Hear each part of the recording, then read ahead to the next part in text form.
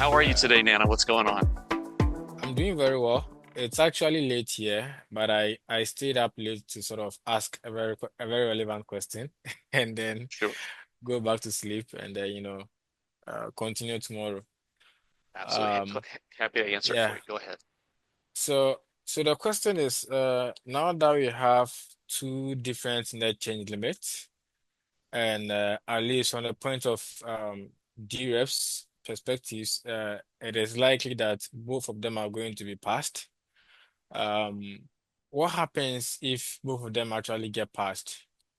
Okay, Which one are we going to use? sure. Yeah, So that's the I think question. it's, uh, from my understanding, again, this is, ultimately this will be I believe it's ultimately up to the Constitutional Committee to decide this. But my Hmm. understanding, my belief is that there can be only one net change limit, right? Hmm.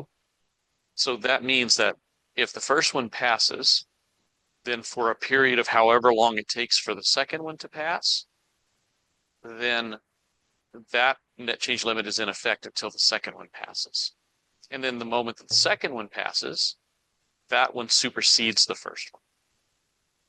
Hmm. So it's not that we could have multiple running net change limits at the same time, which really, if you think about it, wouldn't make a lot of sense.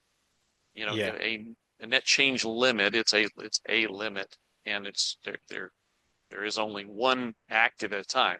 So anytime the next one, now I could say this, you could have the read that the one if this first one passes and it says 2025's net change limit is 300, Hmm. and then the next one passes and it says that 20, and it also says the 2026's net change limit is 200 or Yeah. 250, right? 250. Yeah. 250. So if it says that, and then this one that passes, which is only for 2025 and doesn't mention 2026, then Hmm. it would supersede the 2025 one and it Okay. would put it to 350 million, but it wouldn't necessarily, again, I'm not a lawyer or anything like that, so I don't know for sure, but it would not necessarily affect the 2026 one.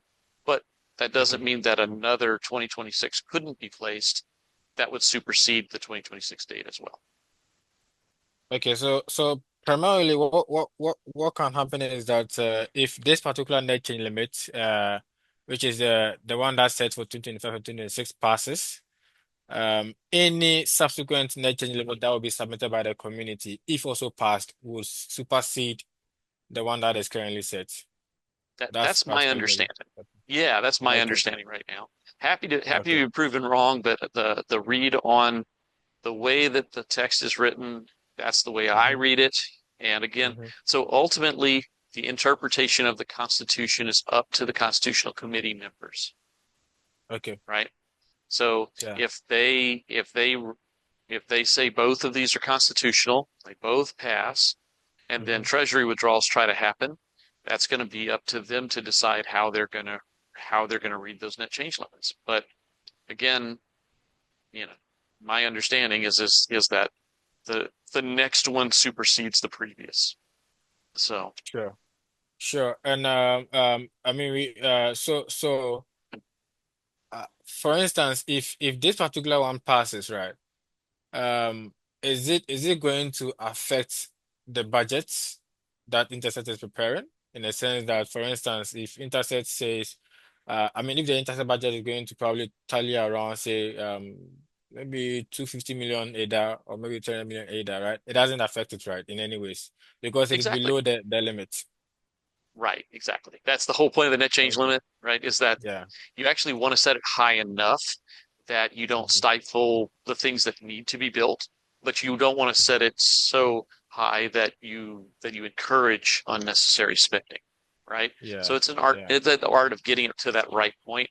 And the one that Intersect put out, the second one, we actually based it on the previous year, and that's what we believe is the right approach. We believe that you should base it on the previous year's income, Inflow. and Hmm. that's what you're spending. You're literally spending the previous year's income Hmm. in the current year, right? So that's the way we're trying to to Okay. uh, Okay. to Let me offer let me structure. Yeah, let me understand this clearly, right? So, According to the Intersect budget committee's net change limit, right? The funds that we are going to spend or withdraw from the treasury are actually funds that sort of inflowed into the treasury last year and not what That's is right. going to inflow this year. So That's what is right. what you are going to get for this year is probably what you are going to also use to prepare 2026 budgets. Yes, Okay, exactly. that's a smart move then. And I always had the thought that maybe we're going to spend what we are going to get for this year, and I felt like that is like a no-go area because we don't know exactly how much we're going to. I mean, that's exactly right. You don't know yeah, how much we're going to bring in this year. So because of yeah, that, we don't want to spend this year's money. We want to spend last year's money. last year's money. Okay. And we have that opportunity, right? Hmm. hmm And the other nice thing is that because it's later in the year, we won't spend the whole amount anyway. So we don't hmm have to get it exactly perfect, especially Yeah. this year. And it lets us get better and better year after year.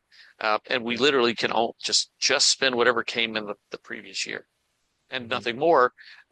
That's living within your means, and it's provable you're living within your means because the tra the blockchain tells us we made, X number. I think the actual final number was 335 million, um, hmm which we said plus or minus 5% of that number. If we came close to it, that was good enough. So that's why Yeah. the net change limit was set at 350. It was a nice round number that was near, already there, and it still fell within 5% of that, so no need to change it. And so that was why they kept the number at 350.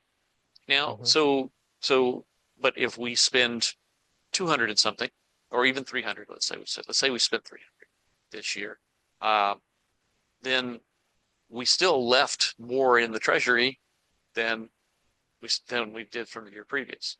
Now, hmm next year it is a smaller number, and it becomes a smaller number every year for the next several years as the income, as the rewards deplenish, right? Yeah. So over time, that number will no longer have that top up from hmm from the initial genesis. That will be depleted over time. So Yeah. we have to, in that time frame, we need to get transaction volume up. That's Yeah. that's the case for everything. That's what underpins staking. That's what everything relies on us getting that transaction volume up before the rewards bucket is depleted.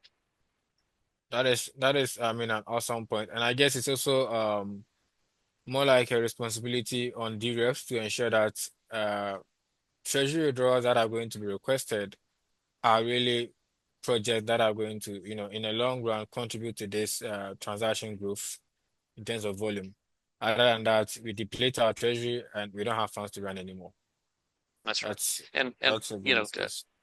we have to understand there could be other metrics as well, but that is a very important metric. And if you see that metric in someone's proposal, and there's a meaningful way they can get there, then that weighs in the favor of that proposal in my eyes, hmm right? hmm Because Yeah. ultimately we do have to increase the transaction volume, the use of the chain.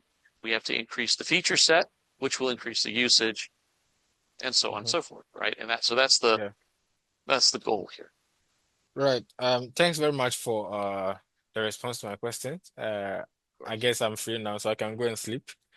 Yeah, And please get some rest, Nana. Thank you for yeah, for taking the tomorrow. moment Yeah. with me today. I really appreciate you, and enjoy the Yeah, rest of your certainly. evening. Sure. Do enjoy your day as well. Thank you. All right. Bye-bye now.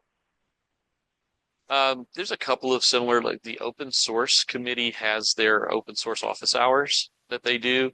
Uh, they're not as frequent as this, but we're in the middle of, this is budget season, as it were. So we're doing more than we would do when it's not budget, season.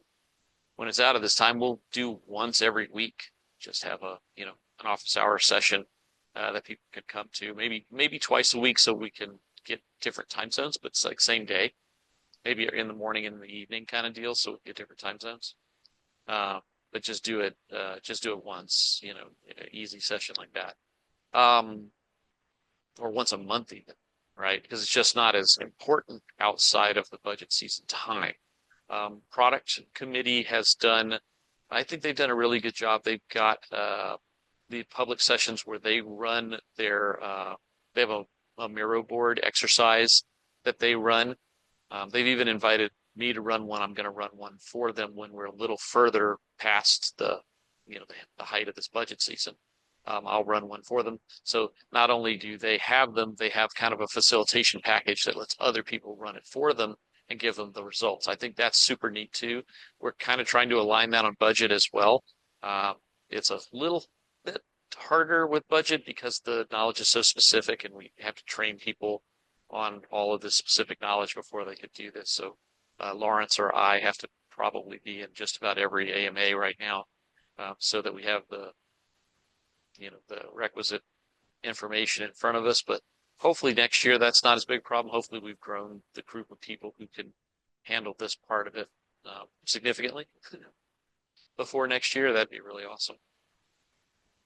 Embrace the suck, lean into the fear. You can learn a lot if you come with a willingness to pick up some material and learn it. I think you can. I don't think there's anything that daunting about this process. And the that are daunting, we've got those that handle that. It's not stuff that we have to handle. It's the tax attorneys handle the tax stuff. The attorneys handle the contracts. None of that actual stuff is stuff we have to worry so much about. We just have to handle the communication with the community. Um, it's similar to what we said in the X space the other day.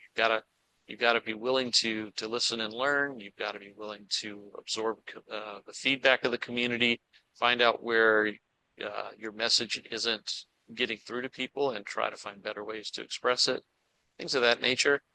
Uh, I think that we're so early days in this that there's plenty of room for somebody to come in, learn it, and grow with it, and still be like the earliest of the early adopters in this process. Even next year's budget will be like that.